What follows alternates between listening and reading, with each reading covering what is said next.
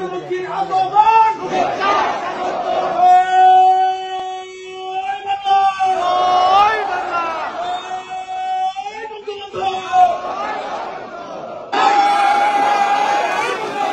ধন্যবাদ সবাইকে এই শুভেচ্ছা দেওয়ার জন্য। যারা এই একটা বৈরী প্রাকৃতিক পরিবেশ তার মধ্যে সকলে উপস্থিত হয়েছে, সেজন্য আপনাদের সবাইকে ধন্যবাদ জানাচ্ছি। আসসালামু আলাইকুম। আজকে আমরা সবাই যেখানে আপনাদের সাথে কথা বলতে পারছি সেই জন্য সত্যি আমি খুব আনন্দিত। আমাদের বিজয়ের মাস ডিসেম্বর, আমি আমাদের মাননীয় প্রধানমন্ত্রী বক্তব্য দিচ্ছে, সবাই বিজয় মাস, এই বিজয় মাসে আমি আন্তরিক শুভেচ্ছা জানাই সবাইকে। আমরা অতিরিক্ত বলতে পারি যে আজকে আমরা বিজয় দিবসটা এমন একটা অবস্থা পরিবেশে পালন করছি যেখানে মানুষের কথা বলার অধিকার নাই, ন্যায় বিচার করার অধিকার নাই, মৌলিক অধিকার থেকে মানুষ বঞ্চিত। এটাই হচ্ছে সবথেকে দুঃখের। আমাদের মহান নেতা জাতির পিতা বঙ্গবন্ধু শেখ মুজিবুর রহমানের নেতৃত্বে এই দেশ আমরা স্বাধীন করেছি। আমি জাতির পিতা বঙ্গবন্ধু শেখ মুজিবুর রহমানের প্রতি শ্রদ্ধা জানাচ্ছি। আমি শ্রদ্ধা জানাই জাতির চার নেতার প্রতি, 6 লক্ষ শহীদের প্রতি, 2 লক্ষ মা বোনের প্রতি। আমি আমাদের মুক্তিযোদ্ধাদের জানাই সশ্রদ্ধ সালাম। জনগণের ভোট ভাতের অধিকার, ভোট ও ভাতের অধিকার আদায় করতে চেয়ে যারা জীবন দিয়েছেন তাদের আমি শ্রদ্ধার সাথে স্মরণ করি। 2024 সাল, এই সময় যারা আমাদের আওয়ামী লীগের হাজার হাজার নেতা কর্মীকে হত্যা করা হয়েছে, পুলিশ বাহিনীকে হত্যা করা হয়েছে, সংখ্যালঘুদের হত্যা করা হয়েছে, তাদের বাড়িঘর লুটপাট, মসজিদ, দরগা শরীফ, মন্দির, গির্জা, পাগোডা ধ্বংস করা হয়েছে। আর আমাদের আওয়ামী লীগের সম্পূর্ণ জেলা, উপজেলা, ইউনিয়ন পর্যায় পর্যন্ত বাড়ি ঘর, ব্যবসা প্রতিষ্ঠান অগ্নিসংযোগ করা হয়েছে, প্রতিটি প্রতিষ্ঠানে অগ্নিসংযোগ করা হয়েছে, লুটপাট করা হয়েছে। আর এই থানাগুলিতে আগুন দেওয়া হয়েছে, পুড়িয়ে পুলিশ হত্যা করেছে। কাজে বর্তমান যারা শাহাদাত বরণ করেছে, যারা এই ধরনের ঘটনার শিকার হয়েছে, ছাত্র, শিক্ষক, আইনজীবী, সাংবাদিক, বুদ্ধিজীবী এবং আমাদের আওয়ামী লীগের নেতা কর্মী, পুলিশ বাহিনী সহ আনসার, বিডিপি যারা মৃত্যুবরণ করেছে, আমি তাদের সকলের আত্মার মাগফিরাত কামনা করি। পরিবারের প্রতি আমার সমবেদনা জানাই। আমি জাতীয় চার নেতার প্রতি শ্রদ্ধা জানাই। 15 আগস্ট বাঙালির জীবনটা কলঙ্কময় অধ্যায়। সেদিন হারিয়েছে আমি আমার বাবা, মা, ভাই সকলকে।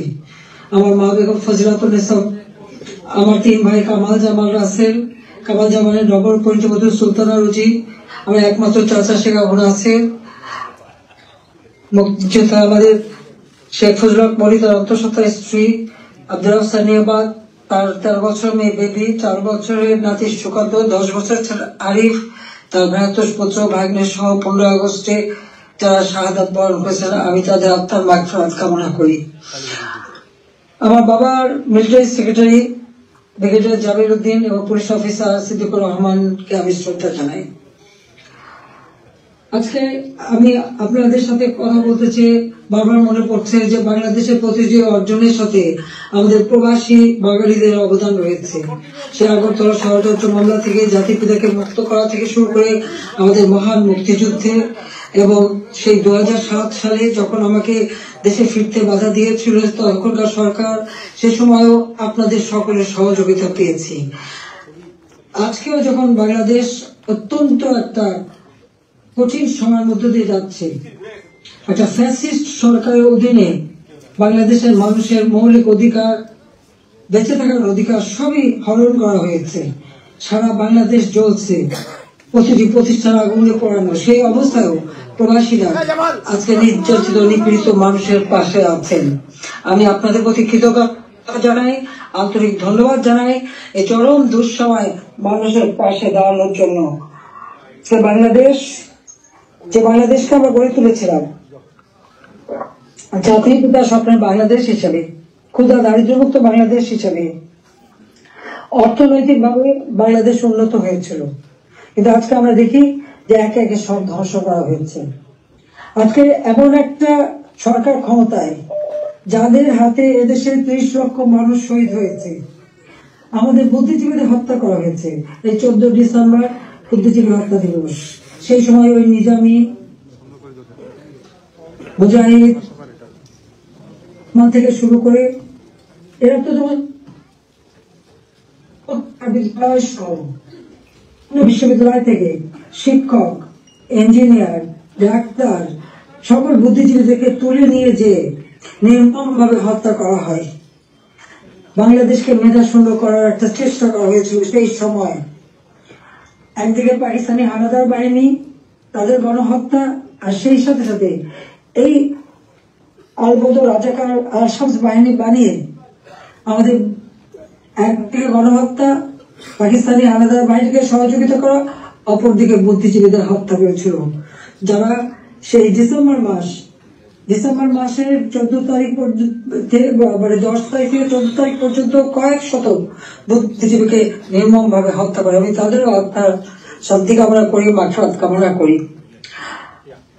আমরা আওয়ামী লীগ 75 সালের পর 21 বছর পরে আমরা সরকার গঠন করি, জনগণের সেবা করি।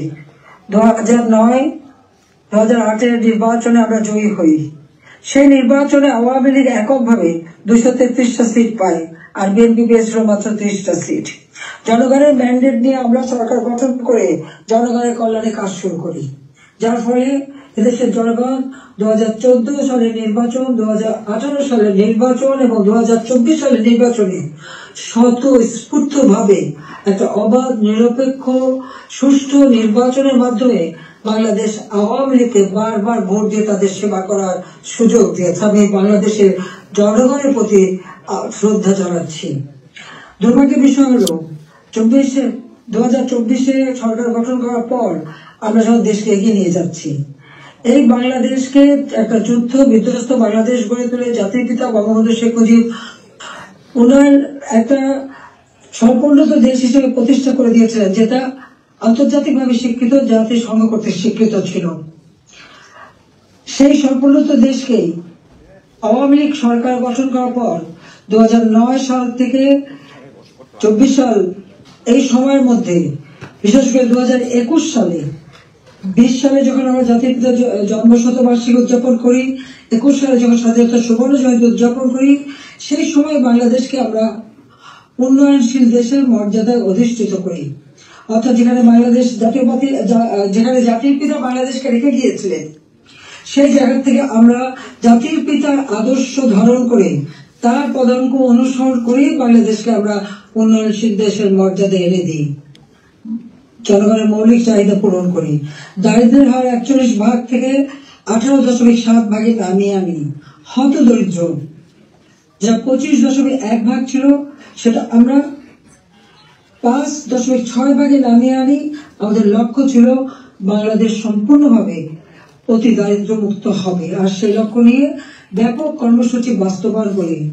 প্রতিটি গ্রামকে শহরে রূপান্তর করে ঘরে ঘরে বিদ্যুৎ পৌঁছে দিই, খাদ্য নিরাপত্তা নিশ্চিত করি, দরিদ্র মানুষের জন্য বিনা পয়সা খাদ্য বিতরণ, মধ্যবিত্ত নিম্নবিত্ত তাদের জন্য, এখন নিম্নবিত্তদের জন্য 15 টাকায় চাল, আর মধ্যবিত্ত বা স্বল্প আয়ের তাদের জন্য 30 টাকা চাল যাতে খেতে পারে এবং ডাল, তেল, লবণ সহ খেতে পারে। 1 কোটি পারিবারিক কার্ড আমরা তৈরি করে দিই টিসিবির মাধ্যমে, যাতে যারা ফিক্সড ইনকাম গুলো সীমিত আয়ের মধ্যে দিয়ে চলতে হয়, তাদের জন্য এই দ্রব্যমূল্যের উচ্চ মূল্যে তারা যেন কোনো মতে কষ্ট না পায়, সেদিকে লক্ষ্য রেখে আমরা সেই পদক্ষেপ দিয়েছিলাম। আমাদের লক্ষ্যই ছিল ক্ষুধা দারিদ্র্যমুক্ত বাংলাদেশ গড়ে তোলা। গৃহহীন ভূমিহীন মানুষকে আমরা বিনা পয়সায় ঘর করে দিই। বাংলাদেশের 58টা জেলা সম্পূর্ণভাবে ভূমিহীন গৃহহীন মুক্ত হয়, সেখানে কোনো মানুষ ভূমিহীন গৃহহীন ছিল না, আর বাকিগুলিও করে দেওয়ার কাজ চলমান ছিল। আমরা এই বছরে বাংলাদেশকে ভূমিহীন গৃহহীন মুক্ত একটা মানব কল্যাণের রাষ্ট্র হিসেবে গড়ে তুলতে পারতাম। কিন্তু আমাদের দুর্ভাগ্য যে চরম ভাবে একটা চক্রান্ত শুরু হয়। এই চক্রান্তটা যে করা হয়েছিল সেটা আপনারা নিজেরাই জানেন, যে এখানে ডক্টর ইউনূস সে বহুদিন থেকে চেষ্টা করেছিল, 2007 দল করার চেষ্টা করেছিল, ব্যর্থ হয়েছিল। এরপর সে ষড়যন্ত্রে লিপ্ত হয় এবং সে নিজেই বলেছে যখন জাতিসংঘে গিয়েছিল বিল ক্লিন্টন ফাউন্ডেশনের এক অনুষ্ঠানে বিল ক্লিন্টনের সঙ্গে পরিচয় করার সময় সে বলেছিল যে 2024 জুলাই 7 তারিখ থেকে যে কোটা আন্দোলন শুরু হয়, এটা কোনো ছাত্র জনতার আন্দোলন ছিল না, এটা ছিল তার মেটিকুলাসলি ডিজাইন করা একটা পরিকল্পিতভাবে আন্দোলন, যার মাধ্যমে আমাকে ক্ষমতাচ্যুত করে এবং তার মাস্টার মাইন্ড দিয়ে সে পরিকল্পনা করে এটা করেছিল। কথাটা বাস্তব, কারণ কোনো কোটা ছিল না, সব দাবি মানা হয়ে গেছিল। কিন্তু দাবি মানার পরেও কেন আন্দোলন চলে, আর এই আন্দোলনের কোনো নেতা কিন্তু খুঁজে পাওয়া যায়নি। যেখানে একটা গভীর চক্রান্ত সেটা বোঝাই যাচ্ছিল। এই চক্রান্তটা সে মেটিকুলাসলি করেছিল। তার চক্রান্ত 1, 2, 3 অর্থাৎ ABC এভাবেই তার পরিকল্পনা করা। প্রথমে আন্দোলন সে সফল করলো, এরপর সব জ্বালা পোড়াও। জাতির পিতা বঙ্গবন্ধু স্মৃতি জাদুঘর, ওই ছবিটুকু তো আমরা 2 বোন পেয়েছিলাম, আমরা তো ভোগের জন্য নেইনি, জনগণকে এই শপথ দান করেছিলাম। সেই বঙ্গবন্ধু ভবন স্মৃতি জাদুঘর আগুন পড়ায় একসাথে, ওই লাইনে 9টা বাড়ি পড়ায় 4টা মানুষ পড়ে মারা যায়। খালি এখানেই না, সারা বাংলাদেশ আগুন দিয়ে জ্বালায় তারা। সেই মেট্রো ওই ইউনূসের একজন সমন্বয়ক সে নিজেই স্বীকার করেছে পুলিশ হত্যা এবং মেট্রো রেলে আগুন না দিলে নাকি তাদের বিপ্লব সফল হতো না। তো পুলিশ হত্যা এবং মেট্রো রেল আগুন দেওয়া, অর্থাৎ শুধু মেট্রো রেল না, যে কটা প্রতিষ্ঠানে আগুন দিয়েছে, বিজিবি থেকে শুরু করে আমাদের সেতু ভবন, সড়ক ভবন, দুর্যোগ মন্ত্রণালয় ভবন, সবই তাদের ওই পরিকল্পনার অংশ। এবং সেই সাথে বঙ্গবন্ধু ভবন থেকে শুরু করে আওয়ামী লীগের সকল নেতা কর্মীদের বাড়ি ঘর, ব্যবসা প্রতিষ্ঠান সব অগ্নি সংযোগ করে পুড়িয়ে দেওয়া হয়েছে। এমনকি নরসিংদীতে আপনারা দেখেছেন জেল ভেঙে দিয়ে সেখান থেকে সমস্ত কয়েদি জঙ্গি সন্ত্রাসী তাদেরকে ছেড়ে দেওয়া হয়েছে। শুধু তাই না, ইউনূস ক্ষমতা এসে যত জঙ্গি সন্ত্রাসী ছিল তাদেরকে তারা ছেড়ে দিয়েছে, মুক্ত করেছে। এমনকি 21 আগস্ট গ্রেনেড হামলা যারা আসামি তাদেরকে ছেড়ে দিয়েছে। হলিউডিজমে যেখানে জঙ্গি হামলা হয়, আমরা সেই হামলা মোকাবেলা করে সেখানে কিছু মানুষ উদ্ধার করি, কিন্তু অনেক মানুষকে তারা হত্যা করে। সেই অপরাধী জঙ্গি সন্ত্রাসী যাদের বিচার হয়েছিল, সাজাপ্রাপ্ত, তাদেরকেও মুক্ত করে দেয়।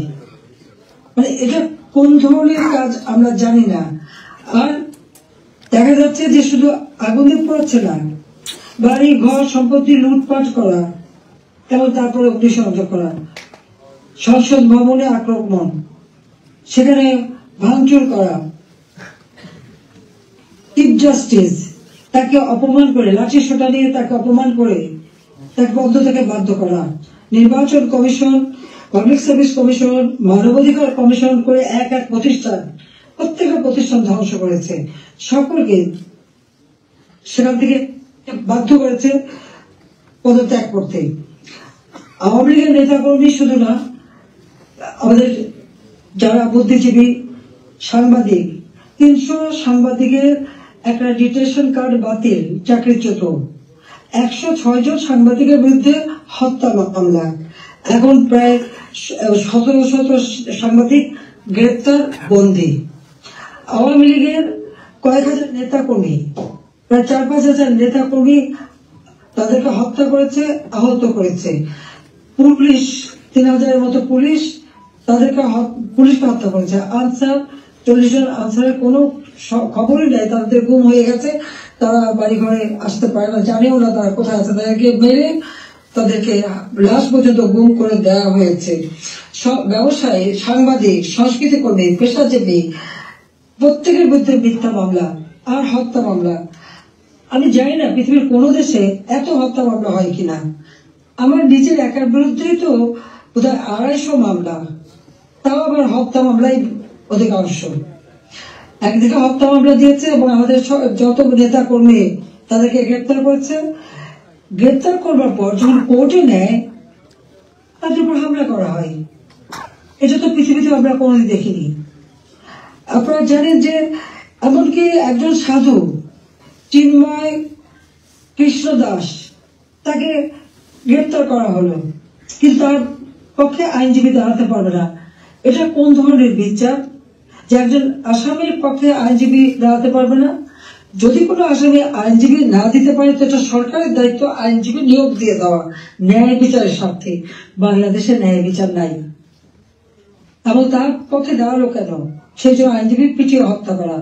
এবং তাদের এবারে আমরা একটা অদ্ভুত ব্যাপার দেখি যে মানুষকে পিটিয়ে হত্যা করা। মানুষ কেন? অবলা পশুও রেহাই পায় না। আওয়ামী লীগ নেতার বাড়িতে তাকে পায়নি বলে তার বাড়ির পালা গরু, সেই গরুকেও তারা কিভাবে পিটিয়ে হত্যা করেছে এই জামাত শিবির এবং আমাদের রিনুস সাহেবের মানে সন্ত্রাসী ক্যাডাররা, সেটা নিশ্চয়ই আপনারা ভিডিওতে দেখেছেন। ছাত্রলীগের নেতাকে পায়নি, তার মা নামাজ পড়ছিল তার মাথার বাড়িতে, তাকে সেখানে মেরে ফেলেছে। যুবলীগের নেতা এই মৌলভীবাজারে গত কালকের ঘটনা 7 তারিখে সেখানে আগুন দিয়ে যুবলীগ নেতার মা এবং চাচিকে পুড়িয়ে হত্যা করেছে। 250-র উপর থানা যখন অগ্নিসংযোগ করেছে, লুটপাট করেছে, পুলিশ ভিতরে তাদেরকে পুড়িয়ে মেরেছে, পিটিয়ে মেরেছে। এমনকি একটা অন্তঃসত্ত্বা পুলিশ হাত পা ধরেছে যে ভাই আমাকে মারবেন না, আমার পেটে বাচ্চা। তাদের কথা কান দেয়নি, তাদেরকে পিটিয়ে পিটিয়ে হত্যা করেছে। সরকারি কর্মচারীদের উপর পর্যন্ত নির্যাতন চলছে। কর্মকর্তা কর্মচারীদের হয়রানি, গ্রেপ্তার, মামলা দিয়ে চাকরিচ্যুত অথবা ওএসডি করা হচ্ছে। এটা জানি না রিমান্ডে নিয়ে নির্যাতন করছে। আমাদের আওয়ামী লীগের নেতা থেকে শুরু করে সকলকে রিমান্ডে নেওয়ার পর তাদের উপর অকথ্য অত্যাচার হচ্ছে, নির্যাতন করা হচ্ছে। চরম মানবাধিকার লঙ্ঘন চলছে বাংলাদেশে। চরম একটা ফ্যাসিস্ট সরকার। আমার বিরুদ্ধে কথা বলা হয় আমি নাকি ফ্যাসিস্ট ছিলাম, আমি নাকি স্বৈরাচারী ছিলাম। আমি একটা প্রশ্ন করি, আমার সময় তো সংবাদপত্র, টেলিভিশন, রেডিও, সোশ্যাল মিডিয়া সবই তো সম্পূর্ণ স্বাধীনতা ভোগ করেছে। যার যখন যেরকম আলোচনা করা দরকার করেছে, টক শোতে যত রকমের সমালোচনা করা তারা করেছে। রেডিও, টেলিভিশন, সংবাদপত্র সবই তো স্বাধীন ছিল। এখন তো তারা কোনো নিউজ দিতে পারে না। প্রত্যেক জায়গায় ইউনুস তো নিজেই একটা মাস্টার মাইন্ড খুনি, তার এজেন্ট সব জায়গায় আছে। প্রত্যেক জায়গায় তারা ঠিক করে দেয় কোন সংবাদ যাবে, কোন সংবাদ যাবে না। এই যে বাংলাদেশে এত ঘটনা ঘটে যাচ্ছে, প্রায় 1 কোটির মতো প্রতিষ্ঠান শুধু অগ্নিসংযোগ করে ধ্বংস করা হয়েছে। ইন্ডাস্ট্রি, হোটেল, 5 স্টার হোটেল থেকে শুরু করে কোনো কিছু বাদ যায় নাই তাদের আক্রমণ থেকে। কেউ কি কোনো একটা নিউজ দিতে পেরেছে? কেউ কি কোনো সংবাদ দিতে পেরেছে? কেউ কি বিচার চাইতে পেরেছে? বিচার চাওয়ারও সুযোগ নেই, থানার মামলা দেওয়ার সুযোগ নেই।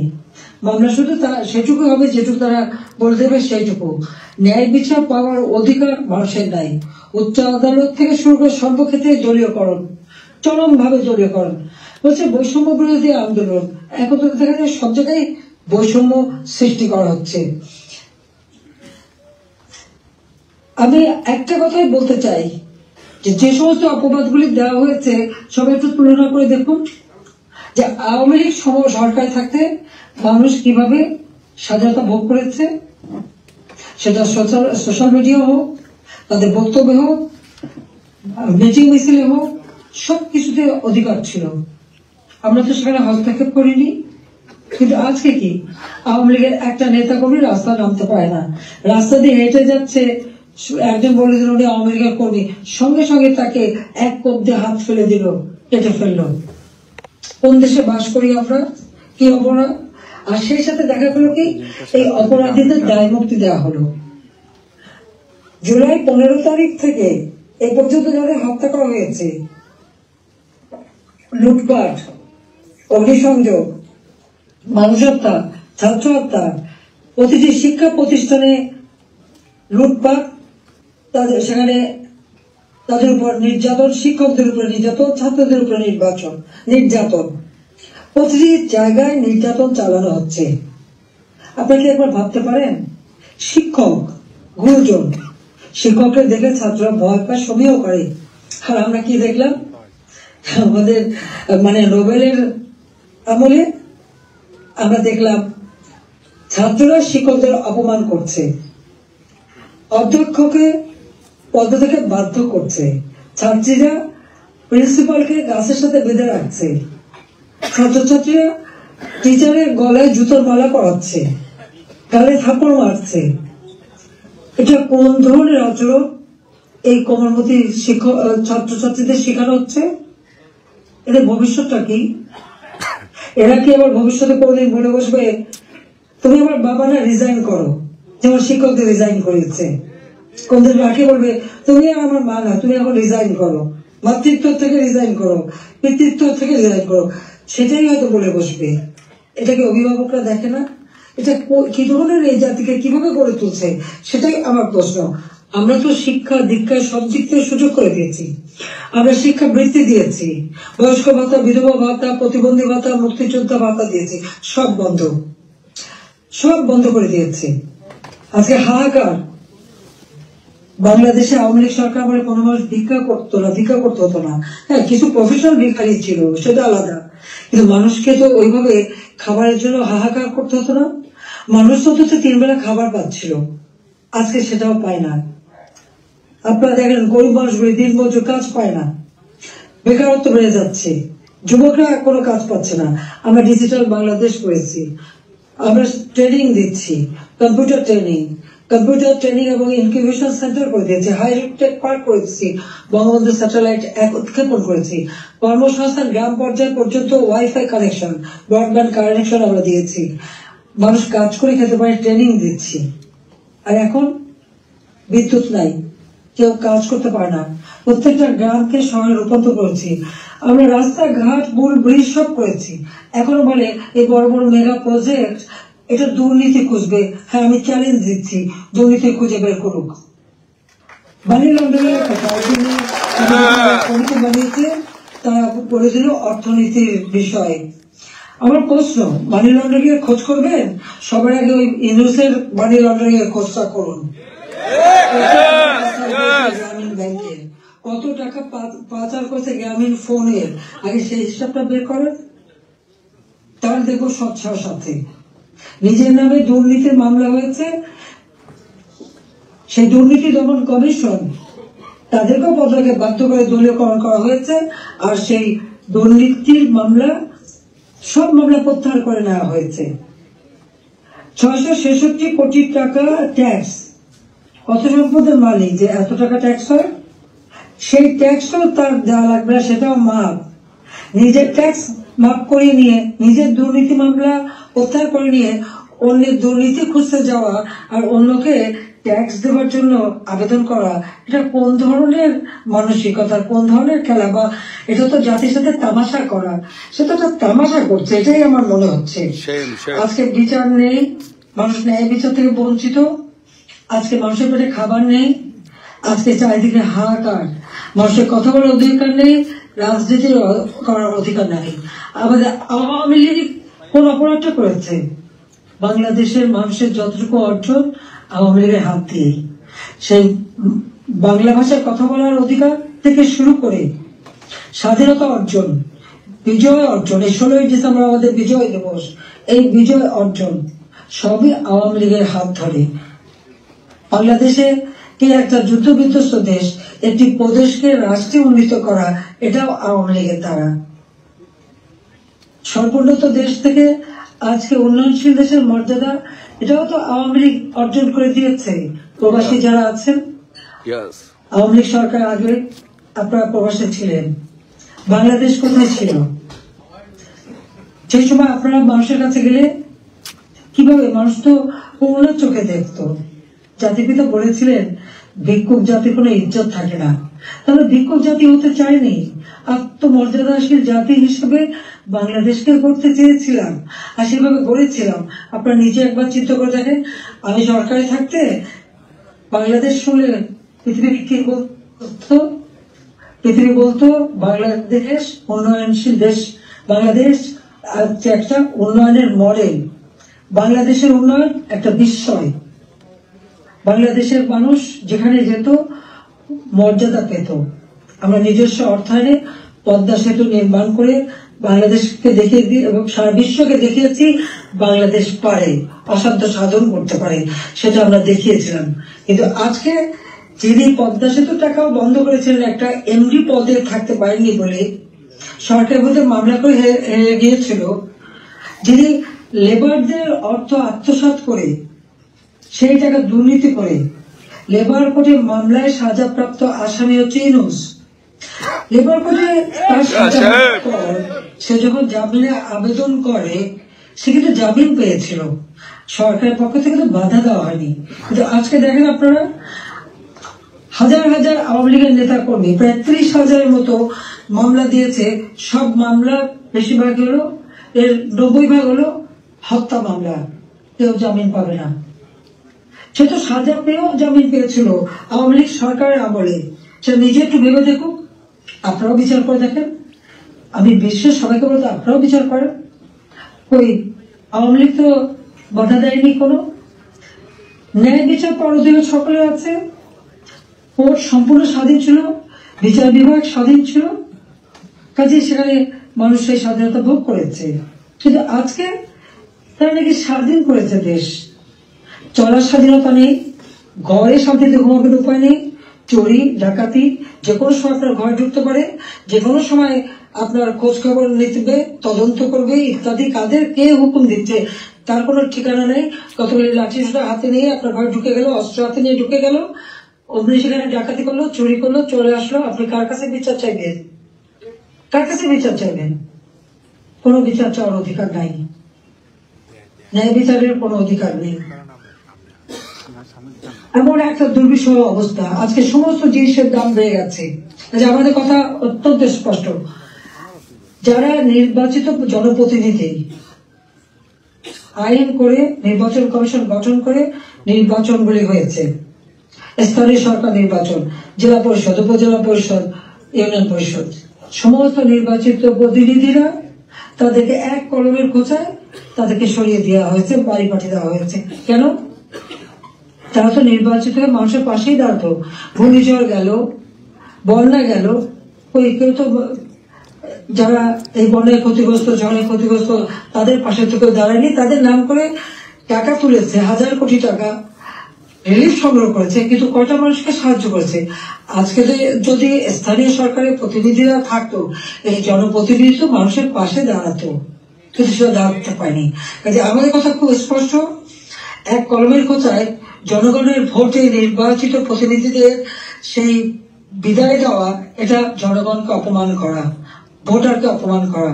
কাজে তাদেরকে আবার স্বস্থানে স্থান করে দিতে হবে। সরকারি হত্যা বন্ধ করতে হবে, মামলা থেকে তাদের রেহাই দিতে হবে, চাকরিচ্যুতি করা হলে, বহিষ্কৃত করা হলে তাদের পুনরায় কাজের ব্যবস্থা করতে হবে। আওয়ামী লীগ সহ সমস্ত রাজনৈতিক নেতা কর্মী, ব্যবসায়ী, সাংবাদিক, সাংস্কৃতিক কর্মী, পেশাজীবী, শিক্ষক যাদেরকে গ্রেপ্তার করা হয়েছে, মিথ্যা মামলা দেওয়া হয়েছে, সকল মিথ্যা মামলা প্রত্যাহার করতে হবে এবং সকল বন্দীদের মুক্তি দিতে হবে। সেই সাথে সাথে দায় মুক্তি দেওয়া হয়েছে। 15 জুলাইয়ের পর থেকে যারা অপরাধ করেছে তাদেরকে দায় মুক্তি দিয়েছে। এই দায় মুক্তি দিয়ে কিন্তু একটা কাজ করেছে, দায় মুক্তি দেওয়ার অর্থ মানে কি? তার মানে এরা অপরাধী। 15 জুলাই থেকে যে হত্যাকাণ্ড, ছাত্র হত্যা মিছিলে, পুলিশ হত্যা, রাজনৈতিক নেতাকর্মী হত্যা, সাংবাদিক হত্যা, সংস্কৃত কর্মী হত্যা, যতগুলি হত্যাকাণ্ড ঘটেছে সেই হত্যাকাণ্ডগুলি এবং যতগুলি অগ্নিসংযোগ হয়েছে সেগুলি যারা সংগঠিত করেছে পূর্ণ তদন্ত করে তাদের বিচার করতে হবে। আর এই মিথ্যা মামলাগুলি যাদের বিরুদ্ধে দেওয়া হয়েছে সব মামলা প্রত্যাহার করতে হবে। 15 জুলাই থেকে 8 আগস্ট পর্যন্ত যাদের দায় মুক্তি দেওয়া হয়েছে, এই দায় মুক্তি দেওয়ার কোনো অধিকার নেই, তাদের বিচার করতে হবে। কারণ দায় মুক্তি দিয়ে আমাদের মাস্টার মাইন্ড খুনি ইউনূস সাহেব এটাই প্রমাণ করেছে যে এরা সব অপরাধী, এই সমস্ত অপরাধ তারা করেছে। একই সাথে মিছিল করেছে, ক্লোজ রেঞ্জে গুলি করা হয়েছে, মানুষ মারা হয়েছে। আবু সাইদের হত্যাকাণ্ড, মুগ্ধর হত্যাকাণ্ড, সব হত্যাকাণ্ডের জন্য কিন্তু এই মাস্টার মাইন্ডের দায়ী। কারণ তারাই এই হত্যাকাণ্ড ঘটিয়েছিল, কারণ লাশ ফেলো সরকার পড়ে যাবে। হ্যাঁ, আমি যদি আরো শক্তি প্রয়োগ করতাম অনেক লাশ পড়তো, আমি সরে আসতাম না। কিন্তু আমি তো লাশের উপরে লাশ ফেলতে চাইনি, আমি তো চাইনি মানুষ আরো জীবন দিক। কারণ আমি তো স্পষ্ট দেখতে পাচ্ছি যে পরিকল্পিতভাবে হত্যা হচ্ছে, পুলিশকে খামাখা দোষারোপ দিচ্ছে। পুলিশকে তো রাবার বুলেট ব্যবহার করছে, এবং যখন পুলিশকে মেরে ঝুলানো হয়েছে তখন তারা তাদের জীবন বাঁচাতে চেষ্টা করেছে। এটা কিন্তু একটা ইউনিভার্সাল সিস্টেম, এটা বিশ্বব্যাপী আছে, তাদেরও আত্মরক্ষার সুযোগ আছে। কিন্তু যারা এভাবে পিছিয়ে পিছিয়ে হত্যা করলো, যারা আগুন জ্বালিয়ে দিয়ে পুড়িয়ে হত্যা করলো, তাদের বিচার কেন হবে না? যারা ঘরে ঘরে যে লুটপাট করলো, আগুন দিল, এমপি হোস্টেল, সংসদ ভবন, সেগুলি যারা ভাঙচুর করেছে, প্রত্যেকটা এমপির হোস্টেলের রুম তারা লুটপাট করেছে, তারা ভেঙে ভেঙে। প্রথমে চুরি করেছে, লুটপাট করেছে, ছাত্র নামদারি, তারপরে সেখান থেকে পরে পুলিশে দিয়েছে। প্রত্যেকটা বাড়ি বাড়ি যে হামলা, লুটপাট। আমাদের তো কিছুই নেই, গণভবন লুটপাট, আমি তো গণভবন ছেড়ে দিয়ে আসছি। আমরা দেখলাম ইউনূস সাহেব নিজেই তার সমন্বয়কদের নিয়ে চলে গেছেন গণভবনে, কাজে লুটপাটের কিছু ভাগ বটরা নেওয়ার জন্য। উনিও সেই লুটপাট করেছে। কাজে লুটেরা এখন দেশ লুট করছে। শেয়ার মার্কেটের লক্ষ কোটি টাকা পাচার হয়ে গেল, কোথায় গেল টাকা? ব্যাংকগুলি এক এক করে সব বসে যাচ্ছে। কেন? অর্থনীতিকে এভাবে কেন ধ্বংস করলো? যেখানে মাথা পিছু আয় আমরা বাড়িয়েছিলাম, আমরা আজকে আন্তর্জাতিকভাবে স্বীকৃত যে বাংলাদেশ উন্নত হচ্ছে, 35তম অর্থনীতির দেশ আমাদের লক্ষ্য ছিল। আমরা প্রকৃতপক্ষে 25তম আমরা করে ফেলেছিলাম। আমরা আরো উন্নত করতাম। 26 সালের মধ্যে বাংলাদেশ আরো এগিয়ে যেত। 41 সালের মধ্যে বাংলাদেশকে আমরা একটা আধুনিক স্মার্ট বাংলাদেশ গড়ে তুলব, সেই লক্ষ্য নিয়ে আমরা কাজ করছিলাম। কেন বাংলাদেশের অগ্রযাত্রা ব্যাহত করা হলো, সেই জবাব এই খুনি ইউনূস, ফ্যাসিবাদ, স্বৈরাচার, তাকে দিতে হবে। সেই জবাব তাকে দিতে হবে, তার ওই মাস্টার মাইন্ড এবং তার সমন্বয়কদের দিতে হবে, তার উপদেষ্টাদের দিতে হবে। হাসিনার বিচার করে কি বিচার করবে? আমি তো কি অন্যায় করেছি? গরিবের পেটে ভাত দিয়েছি, এটা অন্যায়? ন্যায্য মুক্ত করেছি, এটা অন্যায়? জনগণকে কথা বলার সুযোগ দিয়েছি, ভোটের অধিকার ফিরিয়ে দিয়েছি, হত্যাকুশ ষড়যন্ত্র রাজনীতি বন্ধ করেছি, এইগুলি আমার অন্যায়? আমার হাত দিয়ে তো কোনো খুন হয়নি, আমি তো মানুষের জীবন দিতে আসিনি। আমি মানুষের জীবন দিয়েছি, জীবন উন্নত করেছি। যারা জীবন নিয়েছে, যারা হত্যাকাণ্ডের সঙ্গে জড়িত, তাদের বিচার হবে। এবং সংবিধানের 7ম অনুচ্ছেদে খ অনুযায়ী কেউ যদি অবৈধভাবে ক্ষমতা দখল করে, তার বিচার হবে। জনপ্রতিনিধির কাছে ক্ষমতা হস্তান্তর করতে পারে। আমি তো সেই সুযোগ পাইনি। হ্যাঁ, আমি সরে এসেছিলাম যেন লাশের উপরে লাশ না পড়ে, সেই জন্য দুর্ভাগ্যের বিষয় যে থামেনি। একদিন ইনশাআল্লাহ সেদিন আসবে, এই খুনিদের বিচার একদিন বাংলা মাটিতে হবেই হবে। সেটা আমরা করবো, যেমন যুদ্ধ অপরাধীদের বিচার করেছি, 15 আগস্ট হত্যাকারীদের বিচার করেছি। আমি জানি এই যুদ্ধ অপরাধীদের বিচার করেছি বলে আমার বিরুদ্ধে মামলা, এবং আইসিটিতে ওই আন্তর্জাতিক যে ট্রাইব্যুনাল আমরা করেছিলাম যুদ্ধ অপরাধীদের বিচার করতে, আজকে সেই কোর্ট করে সেখানে আমার মামলা হবে, সেখানে আমার বিচার হবে। কেন? সেই সময় যুদ্ধ অপরাধীদের যে ডিফেন্সে ছিল তাকেই করেছে চিফ প্রসিকিউটর এই আইসিটি। আর জামাতের একটা দল হয়েছিল এবি পার্টি, সেই পার্টির যে একজন যে প্রেসিডেন্ট ছিল সে হয়ে গিয়েছে এই আইসিটির চেয়ারম্যান।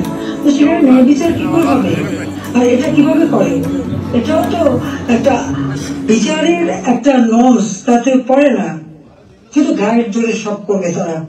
কারণ তাদের হাতে অস্ত্র আছে, লাঠি আছে, পেট্রোল বাহিনী আছে, সন্ত্রাস বাহিনী আছে, সেটা দিয়ে তারা এই বিচার করতে চায়।